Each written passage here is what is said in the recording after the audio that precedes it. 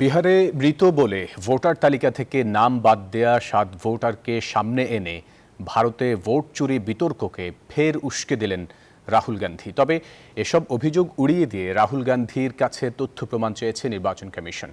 সে সঙ্গে জনগণকে বিভ্রান্ত না করার বার্তা দিয়েছে ইসি।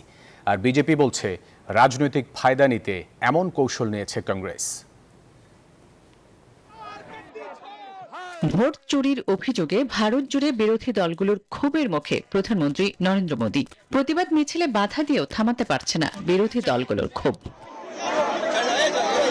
এবার নির্বাচন কমিশনের করা তালিকার মৃত ৭ ভোটারদের সঙ্গে চা খেয়ে হইচই ফেলে দিয়েছেন বিরোধী দলের নেতা রাহুল গান্ধী। নিজের এক্সে লিখেন, মৃত মানুষদের সঙ্গে চা খাওয়ার অনন্য অভিজ্ঞতার জন্য নির্বাচন কমিশনকে ধন্যবাদ। যদিও এসব অভিযোগ নাকচ করেছে নির্বাচন কমিশন, উল্টো কংগ্রেস নেতাকে তার দাবি প্রমাণের তথ্য ও শপথপত্র চেয়েছে।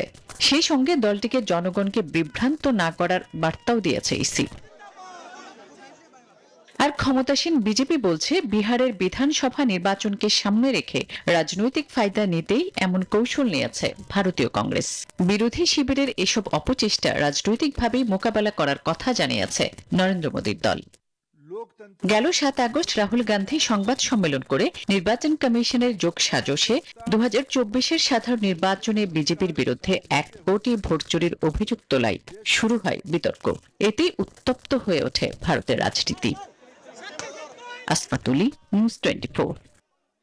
বান্ডেল থাকলে প্রতি সেনমানিতে টাকা বাঁচবে। বিকাশ সেনমানি বান্ডেল কিনে জিতুন প্রতি লেনদেনে।